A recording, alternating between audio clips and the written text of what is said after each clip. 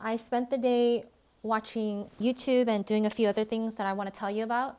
And of course, it's related to health, the sciences, technology, our developments in the current state of health of America ever since Trump became president. Because it seems like humanity is progressing at such a rapid rate at this time. And it's exciting, but almost scary at the same time. Bryan Johnson. Have you heard of his name recently? He's pretty much all through YouTube right now. Here is the first thought experiment for you. If you had access to an algorithm that could give you the best physical and mental and spiritual health of your life. And he's made some pretty significant discoveries in the last couple of years. From my podcast that I had seen yesterday, it seems like he's been working on himself proactively in the last 4 years to get to the point that he is today, which I will explain in a little bit. So who is Bryan Johnson? He is a health enthusiast. He's trying to live or outbeat the human race in terms of the lifespan of a human. His current lifestyle is really controlled. He has everything to the T. He controls his diet. He makes sure that everything he eats is evaluated for its level of microplastics, pesticides, level of nutrients. He has a pretty strict exercise regimen that I believe he works out at least an hour per day. He sleeps on time every day, somewhere around 8 o'clock. And he takes about 50 pills per day. Supplements, any additional tests, medications that have been newly developed in our recent day and age to help improve the human body. He pretty much lives a really pristine environment. Even in his home, he has a monitor that he uses to monitor the gas in his home, also the particulate matters, the little floating debris that we can see in our environment these days, especially after the LA fires, right? All of the pollution that is in our air, I believe it comes to absolutely zero at this point because of all of the interventions that he's put in his home to make it clean air environment. So I was watching the podcast yesterday by Impulsive. If you don't already know or who runs Impulsive, it is Logan Paul, who is the brother of Jake Paul. And Jake Paul was an influencer in the past, and in the recent times, he's become an American boxer and recently fought Mike Tyson. Watch it already. He won the fight. It's crazy because Mike Tyson is such an old man, but I guess cannot beat a man's ego, right? They want to test it to the limit, or maybe it was just for financial gain. Who wouldn't want to watch Mike Tyson, one of the Americans' known successful boxers? If he hasn't done that tonight, I wonder if that's a change of plan. Oh, what a left hook. Let's have another look at this now. Well, it was a beautiful punch, bang on the chin. Now you can see the way he goes down, first of all, loses all control. Then you can see the actual time it took to get back up onto. And he's fighting a man that's almost half of his age. This podcast was with Bryan Johnson. And it's funny because during the entire podcast, he kept saying, make sure you do not eat several hours before you fall asleep. And what did I do? Immediately after, I went to go eat something and I couldn't sleep until 2 a.m. last night. If you want to check it out, here's the 1 hour and 44-minute podcast that I watched last night. That was incredible. It kept me glued to it the entire time and I was fully invested. But if not, let me just go over a few points with you that I thought was phenomenal. Who is this guy?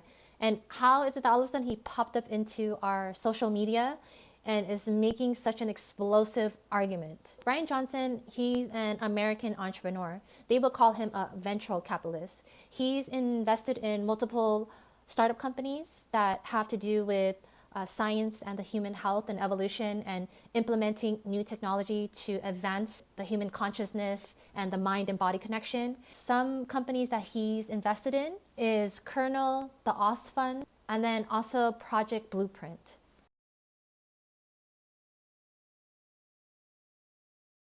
Apparently a venture capitalist is someone who's like a multi-billionaire. They can invest their money into startup companies and help them grow their businesses. So he made a lot of his money through being a venture capitalist, but did you also know that he was the owner of the Braintree Venmo? He sold this company for $300 million, which explains why he's so rich. So maybe you're thinking, he's just a rich guy and he's toying with humanity and he has nothing to do with his life because he has the time and the finances to do something for the limitations of humanity that an average person like you and I cannot invest in. But I think that his progressive move is so beneficial to humanity because he's doing something that you and I, an average person, cannot do. Because you and I have been stuck in the matrix. What is the matrix? The matrix is a structurally formed system that keeps us bound in the traditional ways of living and being. And it's like a habitual education system that we think to believe in because we're taught how to believe. And these systems have become our societal norms, in other words. Because of this societal norm that we should be working hard, we should make a living and gain riches, it's put us into a rat race. The rat race that inevitably makes us work so hard for these materialistic items. And then at the end of the day, we know that the ultimate reality is we are all faced with death. And then on the contrary, the rat race for a rat is the pursuit of cheese. And then for humans, it is the pursuit of financial gain as well as competitive gain to outsmart the person next to you.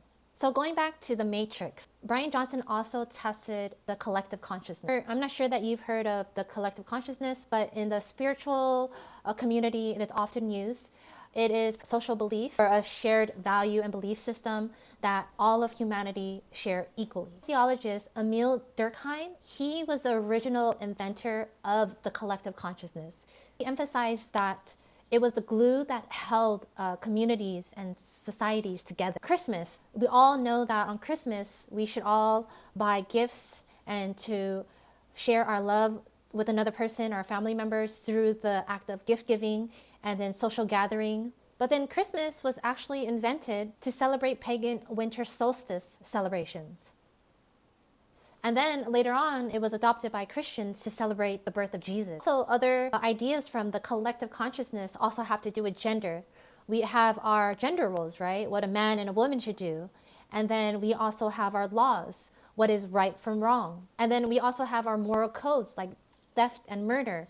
Like you and I don't know you, but we know that that is wrong. It is not okay to do that. So these are part of the collective consciousness. So in order for Bryan to test this, he decided that he was going to have a thought experiment with his more wealthy and successful friends, or just his friends that he's kept in his circle. So he would invite his friends over to dinner every night or some nights of the week, and he would ask the same question to all of his friends to test the collective consciousness. And what he found from this experiment was that each person throughout every dinner over several years, they've all came to the same collective consciousness, meaning they all had the same moral beliefs. And because everyone had these same health beliefs, moral beliefs, law beliefs, he felt that people were confined to a box. Everyone had a standard way of thinking. And through this standard way of thinking, he was able to become successful through this. He thought to himself, how was he going to break out of this box and become well known to the world? So he ventured off into the future. He decided that he was going to become a product of the future. He wanted to leave his old self behind and then become this new identity of the future. So if you just think about this, let's just say you're not happy with yourself right now. You're not happy with your life, you feel depressed, you feel weak, you feel unhealthy. What if you decided that you had this image of a person in your future and you were going to leave your current state of being behind and become proactive to become this new person? And through his work, he showed that it is attainable with a lot of hard work and discipline. And he discussed this in the podcast because at one point in his life, he was very depressed. He was actually suicidal. He wasn't healthy. And having this new identity in his mind that he was going to be the healthiest person on the planet Earth, it drove him. It drove him to this current day in his life, that he is marketably the healthiest person on this earth. So I can agree with him that thinking and doing is totally two different things. We can think that we want to be healthy. We can think that we want to be a better person. But until we actually take the necessary steps to get there, we are not that person.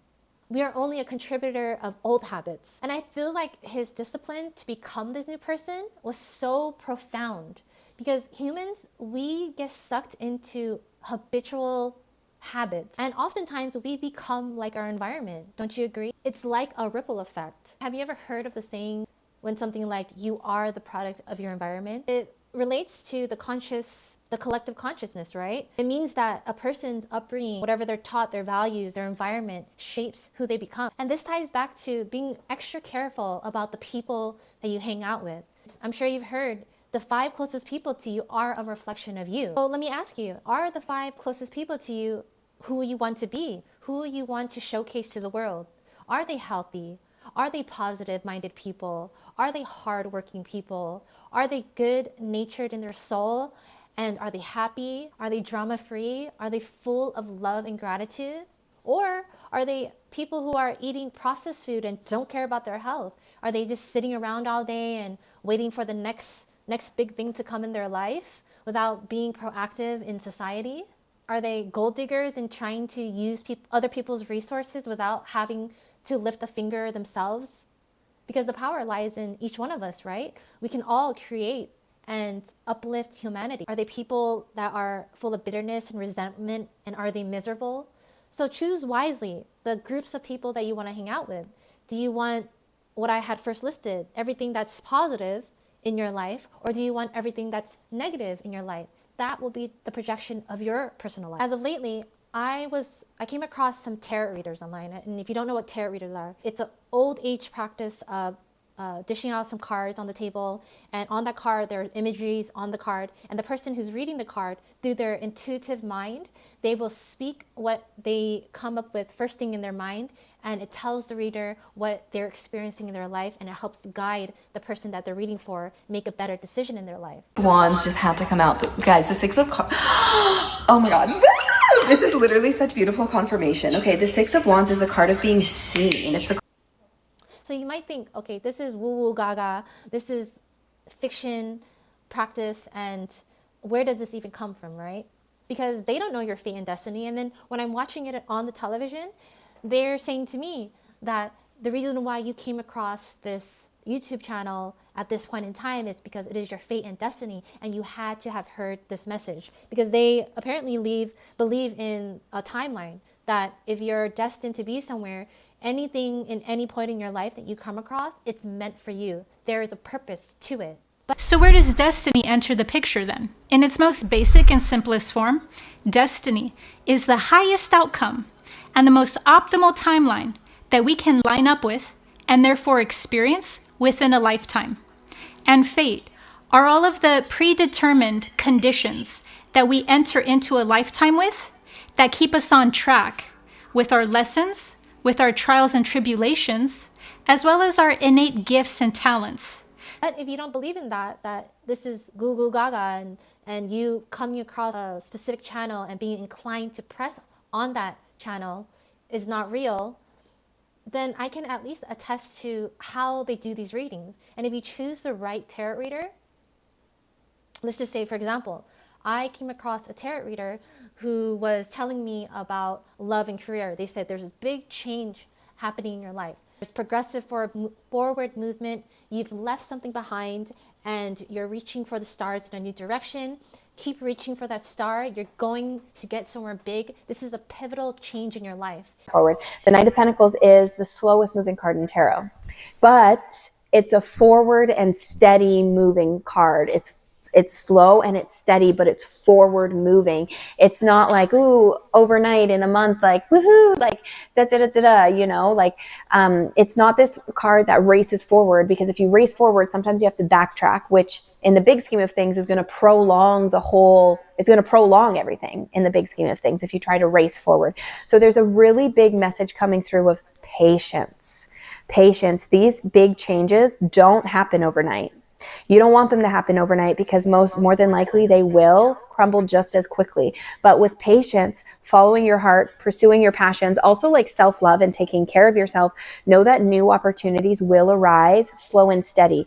And at this point in my life, maybe I'm searching for these answers because I want to make a change, right? So I sought out this type of YouTube channel to look for a change in my life. And through this tarot reader, they were telling me, keep pushing for it, keep reaching, keep working towards it, don't stop. Because if you continue to listen to your instincts to drive forward, you will get there and you'll see this magnificent change in your life. So does this person know my personal circumstances in my life? No, they do not.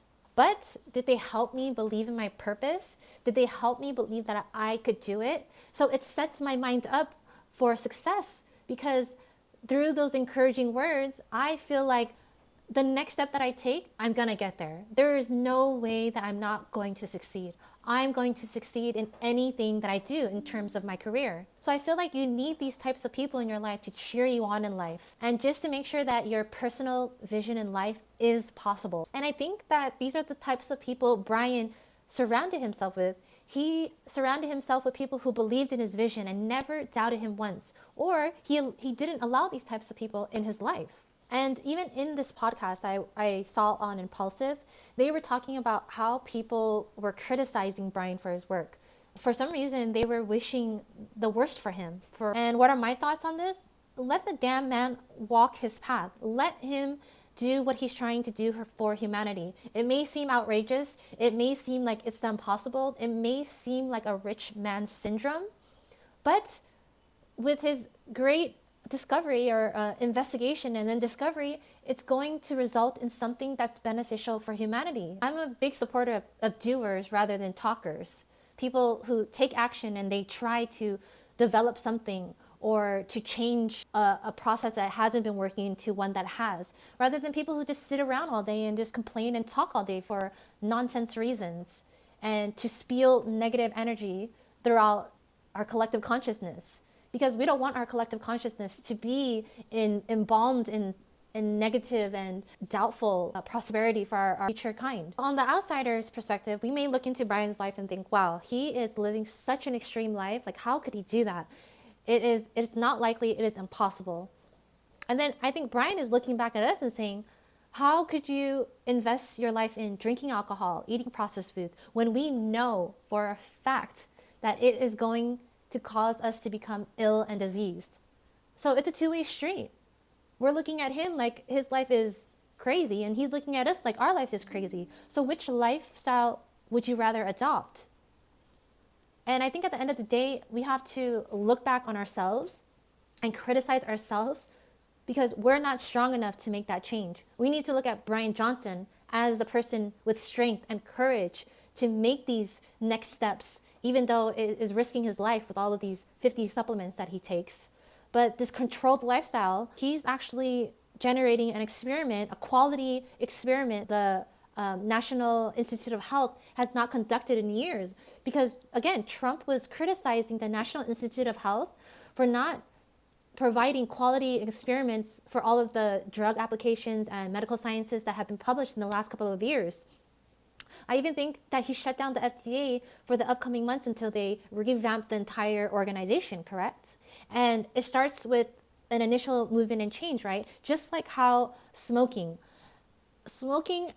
back in 20 years ago, adults were smoking with their kids in the car. Then it evolved into, okay, you do not smoke with your kids in the car or even in the environment where there are other people, because secondhand smoke also kills.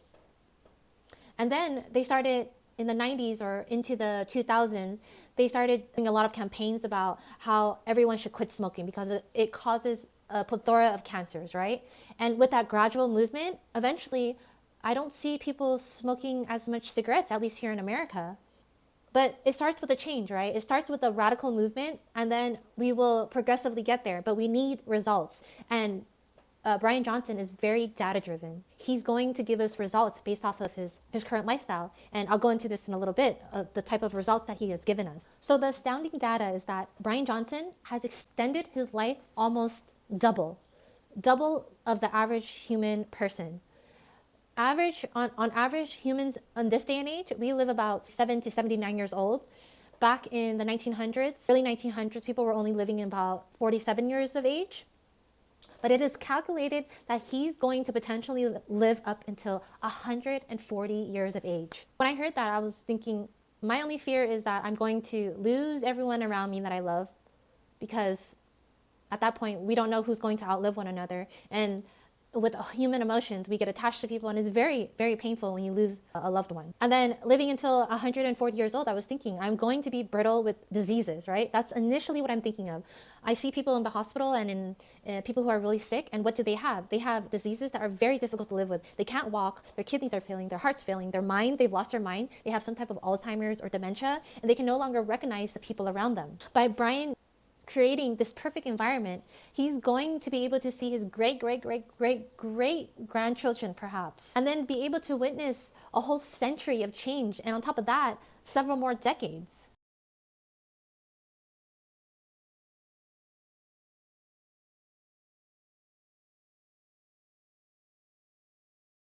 And then he goes on to emphasize that us as humans, we should be actually excited. We should want to escape our mortality because of the advancements in technology that's currently happening. The advancements in also medicine. So the Greek god Zeus, I mean, he would totally condemn the advancement in technology, because what did Zeus do? He killed his nephew Asclepius because he was closing the gap between mortality and mortals. But it is evident that our current times, humans are trying to become immortal. I don't think Bryan thinks that he'll live forever, but he's inching closer and closer to becoming immortal. And then with the recent press conference with Trump and the new advancements in science and technology, they're coming out with a vaccine that they think is going to kill off any type of cancer. The way that technology is advancing, and if that really happens, cancer can potentially get wiped off the planet Earth. And I don't know if you already know, but Putin, several months ago, there was an article that was published that said that he was offering the citizens of Russia a free vaccine to cure cancer. So I don't know, are there ties between America and Russia at this point? I'm not sure. But that is a big jump from what we were at 10 years ago. Because me working in medicine, it's been very stagnant. We have pretty much done the same processes year in and year out. I've seen people suffer the same way with different types of cancer, going through chemotherapy, going through radiation. And if we can phase out of chemotherapy, radiation, I wonder if that's a risk that you would take. Would you take this mRNA vaccine in hopes of curing or preventing cancer? But I think we need to first start off by cleaning up our air, cleaning up the food that we eat, and getting rid of all of the processed foods, the sugar, and the unhealthy oils in our diet. So Bryan has such a pure hope for our future in humanity, probably because he doesn't need to live with what the average people have to encounter, such as buying insurance, taking care of our household, getting the means of transportation, basically struggling for our basic necessities in life, and as well as outliving a disease, mental disease such as depression, anxiety, or physical disease such as heart failure, stroke, cancer. But you know, Bryan may not even have to witness any of this. He is preventing himself from getting stroke, heart disease, cancer, and all of that, or so he believes with all of the treatments that he's currently being subjected to. I'm genuinely curious what types of diseases he will develop with the current lifestyle that he's living. Maybe he'll never have to reach any type of disease. I'm curious how he's going to die one day. And on the podcast, you know, they joke that he's going to die from choking from some broccoli. But you know, my mom would always say, if you get rid of one problem, there's another problem. I mean, on a side note, what I would absolutely love, the utopian society that I would love, is for him to come up with some type of cure or longevity for our pets. I would love if my dog could live until another 60 years with me. So back to Bryan's point. The people on the podcast, they kept saying to him, so given his lifestyle circumstances, it's not something that us average people can do because we're not blessed with the amount of money that he has, the resources, etc., etc.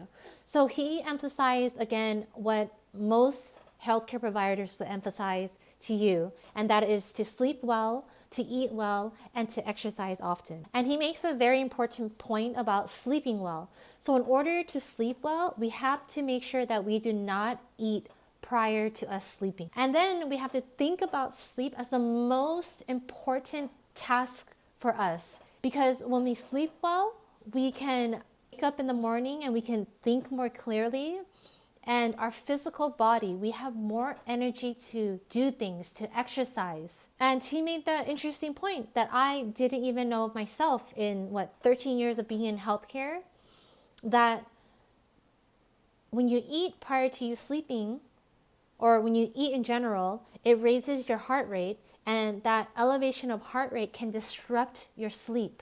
That's why it's very important to give yourself 4, 5, 6 hours prior to you sleeping a break from eating. It's important to remove all blue light prior to you sleeping, remove all stimulants, and then remove all thoughts in your mind from earlier in the day that is forcing you to make a plan about tomorrow, next week, or that is making you ruminate about something that had happened that is disturbing you.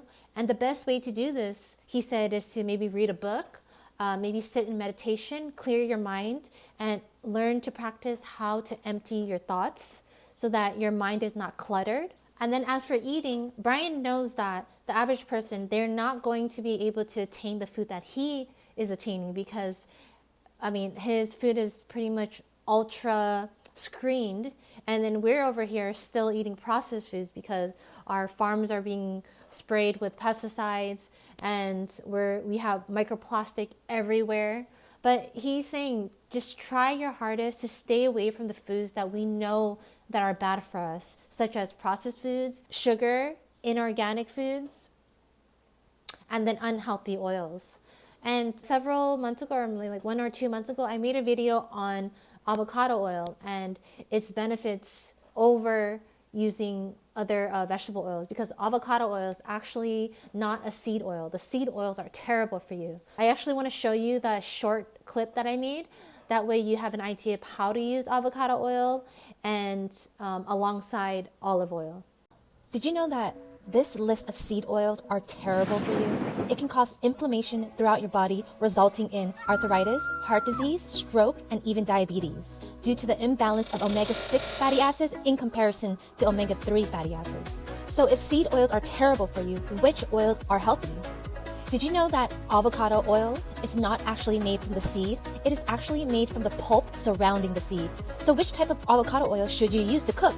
According to research, unrefined avocado oil is less processed and has more nutrients. However, you can only cook it with foods under a temperature of 375 degrees Fahrenheit. If you're trying to fry and saute food at higher temperatures, such as higher than 475, you may want to use refined avocado oil. Stay healthy, friends of YouTube. Make sure you subscribe, like this video, and check back on my next video of Did You Know That?